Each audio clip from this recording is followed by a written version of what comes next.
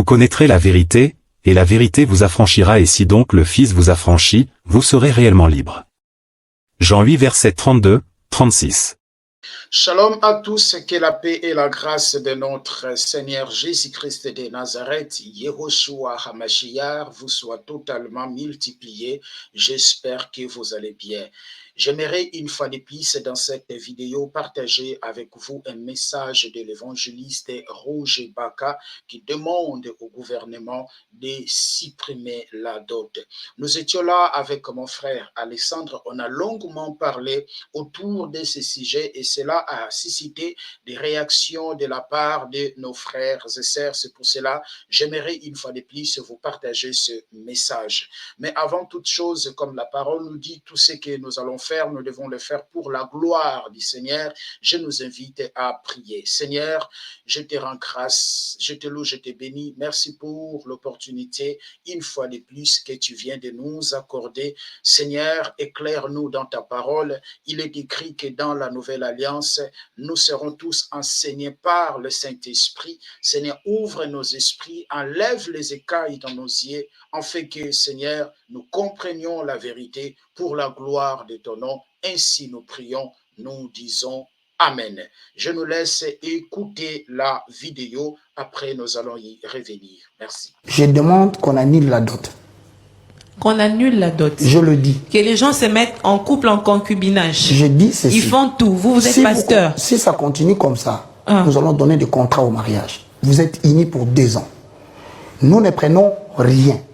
Et puis, ils vivent en couple. En tant que chrétien, c'est...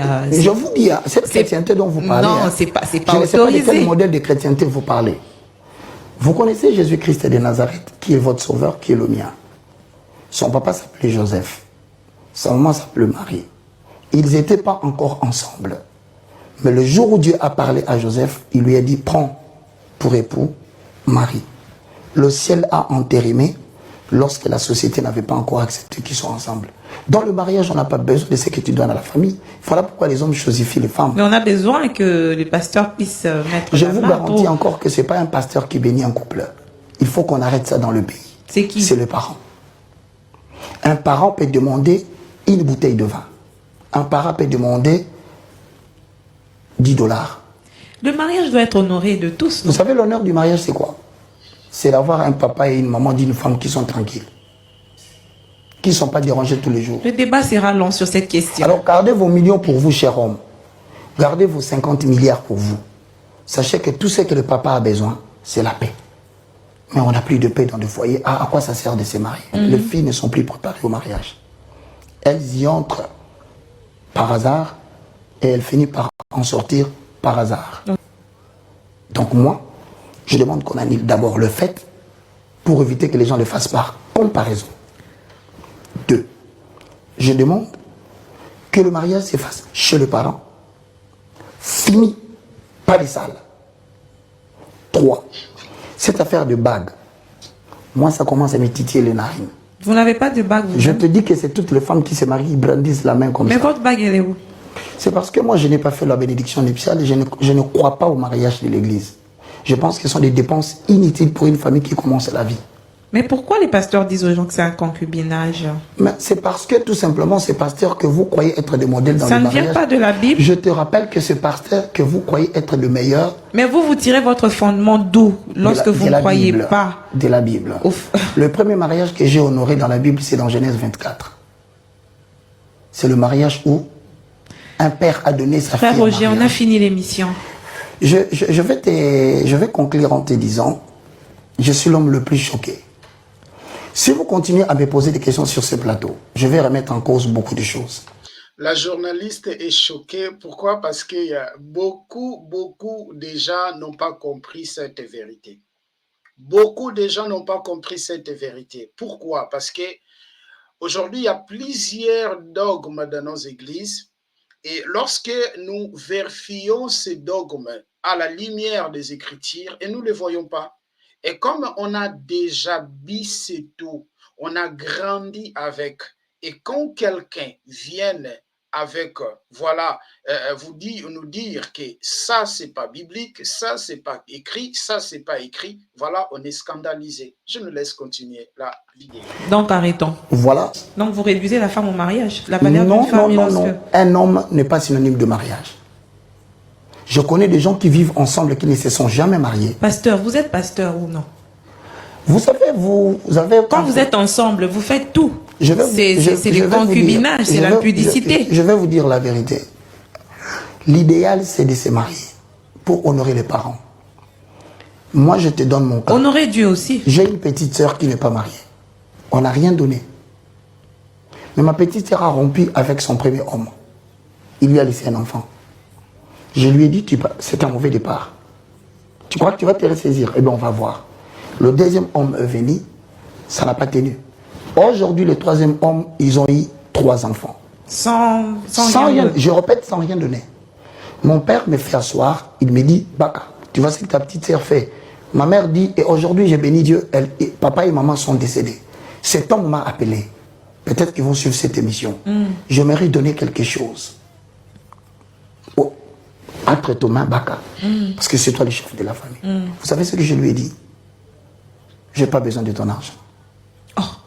Tu sais pourquoi? Ma plus grande joie, c'est de savoir que ma sœur est en paix. Et que tu es là dans la maison. Mais symboliquement, il doit faire quelque chose. Vous devez quand même bénir ce mariage-là. À quoi c'est important de prendre des symboles s'il faut le remettre demain? Non, mais ils ont fait preuve... Vous savez combien de personnes aujourd'hui, les parents ne sont pas à l'aise pour avoir bouffé l'argent? Nous devons arriver à pousser le gouvernement à voter des lois pour protéger le fait, le deuil et le mariage coutumier. Nous insistons sur ça. Aujourd'hui, il y a la banalisation du mariage par le simple fait qu'on voudrait qu'on te voie avec une bague. C'est une maladie qui frappe les femmes. Mais l'État ne va pas tout faire. Mais l'État, dès qu'il vote des lois, par exemple, je te dis qu'il vous dit que le mariage reconnu aujourd'hui, c'est le mariage coutumier. Nous ne voulons plus des dépenses exorbitantes pour des gens qui veulent démontrer qu'ils se sont mariés pour ne pas rester ensemble. Que des gens qui se marient, 2, 3, 4 mois, vous apprenez qu'ils ont divorcé. Mettons plus l'accent sur le valeur pour leur dire, vous êtes réunis ici devant le parent. Le jour où, même les hommes, j'en connais moi, moi j'en connais qui en changent 3 mois plus tard, divorcés ou bien la femme décède 2 mois, 3 mois plus tard, vous apprenez qu'il s'est remarié. Il s'est remarié, oui. Il faudrait que sans transition. Voilà, il y a aussi des hommes et des femmes qui, c'est très facile pour lui de dire le mariage. De refaire sa vie, oui. Le mariage est un contrat. Mais ce sont des abominations que nous vivons dans notre génération. Comment le mariage sera un contrat? Et quand ça ne marche pas, il fait quoi? Voilà. On peut se tromper de partenaire. Là où je dis qu'on va développer des mécanismes. On peut se tromper de partenaire. C'est pourquoi je dis qu'il faut développer des mécanismes pour que nous apprenions à tout le monde comment régler autrement les conflits. Ce n'est pas du jour au lendemain que vous prenez la décision du divorce. J'en connais qui, de 20 à 30 ans, de 30 à 40 ans ont divorcé, mais de 40 à 50 ans ont dit cette phrase que je dis. Si j'avais la maturité que j'ai aujourd'hui, je n'aurais pas divorcé. Voilà, mes chers frères et sœurs. Aujourd'hui, je crois que, je ne sais pas qu'est-ce que vous en pensez, mais l'évangéliste Roger Baka a raison. L'évangéliste Roger Baka a raison. Aujourd'hui, il y a plusieurs dogmes dans nos églises, comme je l'ai dit tout à l'heure, qui, voilà, qui ne sont même pas bibliques. On nous a ramené plusieurs choses, on nous a enseigné plusieurs choses dans nos églises qui ne sont même pas bibliques, qui ne sont même pas dans les textes sacrés. Et il y a les gens qui sont allés prendre la loi de Moïse, l'Ancien Testament, pour nous ramener dans cette nouvelle alliance qui est l'alliance de notre Seigneur Jésus-Christ. Et si aujourd'hui, les papas demandent la dot, pourquoi les papas demandent la dot? Les papas demandent la dot pour des raisons. Première raison, ils demandent la dot, pourquoi? Parce que c'est notre coutume. C'est notre coutume, on doit demander la dot. C'est pour cela que vous verrez que chaque ethnique a sa forme de demander la dot.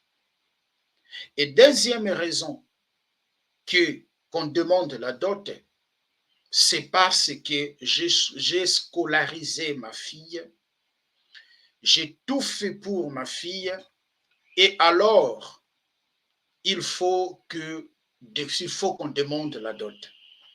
Et on demande la dot de plusieurs choses. Et il y a les frères et sœurs aussi. Il y a des frères même qui veulent se marier. Les frères aiment la sœur, mais comme il n'a pas de possibilité, voilà, ils vont vivre comme ça. Pourquoi? Parce qu'il n'a pas l'argent pour payer tout ce que la famille lui a demandé. Mais comme on lui a enseigné dans l'église que si tu ne donnes pas la dot, tu vas vivre dans le péché, alors il va tout faire, c'est poumonner, dépenser millions, beaucoup d'argent pour payer la dot. Oui, je ne disconviens pas, c'est le papa qui marie sa fille. Paul en parle dans 1 Corinthiens chapitre 7, le verset 36 jusqu'au verset 37, c'est le papa qui fait marier sa fille. Mais la manière dont on fait des choses aujourd'hui, mes chers frères et sœurs, c'est vraiment on est en train d'exagérer. Or, si on dit qu'on doit marier, ok, on doit demander la dot. Pourquoi? Parce que c'est notre coutume. Savez-vous que une personne qui est en Jésus, une personne qui a été affranchie réellement en Jésus-Christ, il ne peut plus observer les coutumes. Écoutez ce que la Bible nous dit dans Jérémie chapitre 10. Jérémie chapitre 10, on va prendre le verset 2 jusqu'au verset même 3 ou 4. Écoutez ce que la Bible dit. Écoutez, jusqu'au même au verset 3 seulement. Je ne veux pas que la vidéo soit longue. Écoutez. Ainsi parle l'Éternel. N'imitez pas la voix des nations et ne craignez pas les signes du ciel, parce que les nations les craignent. Car les coutumes du peuple ne sont que vanité. On coupe le bois dans les forêts, la main de l'ouvrier le travail avec, voilà, je peux arrêter là. On dit que car les coutumes du peuple sont que vanité. Or, la Bible nous dit, dans Michée chapitre 4, le verset 5, et que tout le peuple marchait au nom de leur Elohim, au nom de leur Dieu. Seuls les enfants d'Israël avaient un Dieu véritable. Dans ces temps-là, Dieu va dire aux enfants d'Israël, il ne faut pas imiter les coutumes des nations. Il ne faut pas imiter les coutumes des nations. Pourquoi? Parce que les coutumes des nations, rien que vanité. Les coutumes des nations, rien que vanité. Mes chers frères et sœurs, nos coutumes là est rien que vanité. Mais lorsque le Seigneur Jésus-Christ est venu dans 1 Pierre chapitre 1er, le verset 18, qu'est-ce que la Bible écrit? Sache-le, ce n'est pas par des choses périssables que vous avez été rachetés, par de vaines manières héritées par vos pères, mais c'est par le sang de l'agneau. Je vais afficher cela, parce que là, j'ai paraphrasé. On va prendre 1 Pierre chapitre 1. 1 Pierre chapitre 1, le verset 18. Donc, celui qui est en Jésus, il a déjà été racheté, voilà, de vaines manières héritées par nos pères. Écoutez, sachant que ce n'est pas par des choses périssables, par de l'argent ou de l'or, que vous avez été rachetés de la vaine manière de vivre que vous avez hérité de vos pères. Donc, avant que le Seigneur Jésus-Christ vienne, parce que moi, je parle de ça en tant que chrétien. Et beaucoup de chrétiens aussi pratiquent la dot, mais on nous dit que la dot qu'aujourd'hui, beaucoup de papas qui sont aussi chrétiens, beaucoup de familles chrétiennes qui demandent la dot, c'est là où je vous ai dit, ils demandent la dot. Pourquoi? Parce que c'est leur coutume. Or, la Bible nous dit que la coutume des nations est rien que vanité. Donc, si nous croyons en Jésus, nous devons croire à ce que la parole nous dit. Nous devons croire à ce que la parole nous dit. Or, Jésus a dit, allez, faites de toutes les nations mes disciples, enseignez-leur à observer tout ce que je vous ai prescrit. Est-ce que les apôtres de Jésus nous ont-ils prescrit la dot? Est-ce que les apôtres de Jésus nous ont-ils prescrit la bénédiction nuptiale? Est-ce que les apôtres de Jésus nous ont-ils prescrit le port des bagues? Il y a plusieurs dogmes aujourd'hui dans nos églises qui ne font même pas partie des Écritures.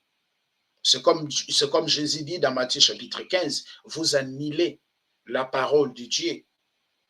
Vous annulez la parole de Dieu à cause de vos traditions. À cause de vos traditions, vous annulez la parole de Dieu. Il y a plusieurs traditions aujourd'hui dans nos églises.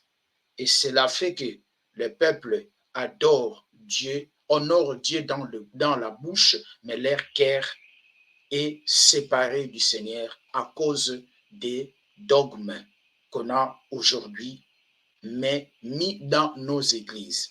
Et la Bible dit, sachant que ce n'est pas par des choses périssables, par de l'argent ou de l'or, que vous avez été rachetés de vaines manières de vivre que vous avez hérité de vos pères. Donc, avant que le Seigneur Jésus-Christ vienne, il y a déjà de vaines manières que nous avons héritées. Mais quand il vient, il nous délivre, il nous libère de ces vaines manières. Comme il nous a délivrés de ces vaines manières, nous ne pouvons plus pratiquer nous ne pouvons plus pratiquer ces vaines manières de vivre, les traditions que nous avons héritées de nos pères. Un papa né de nouveau, qui a la connaissance des Écritures, il ne demandera pas la dot. Il ne demandera pas la dot. Et aujourd'hui, beaucoup demandent la dot. Pourquoi? Ce n'est pas leur faute. Pourquoi? Parce qu'on les a enseignés ainsi. On les a enseignés ainsi, la foi vient de ce qu'on attend. Et ce qu'on attend vient de ce que nous écoutons. Voilà. Ou ce qu'on attend vient de la parole du Seigneur. Oui, mais si vous avez réellement écouté la parole du Seigneur, vous ne serez pas dans l'égarement, parce que Jésus a dit, je suis la lumière du monde. Celui qui me suit ne marchera pas dans les ténèbres. Les ténèbres là, ce n'est pas l'obscurité que nous voyons dehors. Les ténèbres là, c'est l'ignorance. Il ne marchera pas dans l'ignorance. Le temps me manquerait d'approfondir sur cela. Il ne marchera pas dans l'ignorance, mais lorsque vous continuez de marcher dans l'ignorance, cela prouve justement que vous n'avez pas écouté la parole du Seigneur. Vous n'avez pas écouté la saine doctrine. Un papa affranchi, un papa qui a la parole, il ne demandera pas la dot. Il ne demandera pas la dot pour donner en mariage sa fille. Mais le papa qui n'est pas franchi, c'est là où j'aimerais souligner, le papa qui n'est pas franchi par l'évangile, qui est encore dans des dogmes, qui est encore dans des vaines manières qui a hérité par son père, il est permis de demander ce qu'il veut, parce que c'est le papa qui donne en mariage sa fille, c'est le parent qui marie sa fille. C'est les parents qui marient sa fille. Donc, si le papa n'est pas franchi, s'il te demande de me donner un terrain, s'il te demande de m'acheter je ne sais pas quoi, voilà, je ne sais pas quoi, tu es obligatoire, tu es obligé de les donner. Si tu ne les donnes pas, mes chers frères, tu vis dans ce que nous appelons la fornication. Pourquoi? Parce que le papa ne t'a pas accordé sa fille. Donc, il faut que le papa ou les parents t'accordent ou la famille t'accorde la fille. Mais si le papa est franchi dès la parole, comme moi, si je fais marier ma fille, je ne demanderai rien. Ou soit tu me portes seulement une Bible, c'est fini. Je ne demanderai rien, rien, même pas la Bible. Je ne demande rien. Je bénis, je prie pour vous, je bénis, allez. C'est ça. Mais si le papa n'est pas franchi et que le papa t'impose la dot, te demande de lui donner quelque chose, donne-le. Donne-le parce que c'est de son droit. Mais s'il est franchi, il est par-dessus, il est affranchi, il ne te demandera pas. C'est pour cela que ces choses doivent être enseignées dans nos églises. Mais dommage, ces choses ne sont pas enseignées. Et une fois de plus, pourquoi aussi on demande la dot?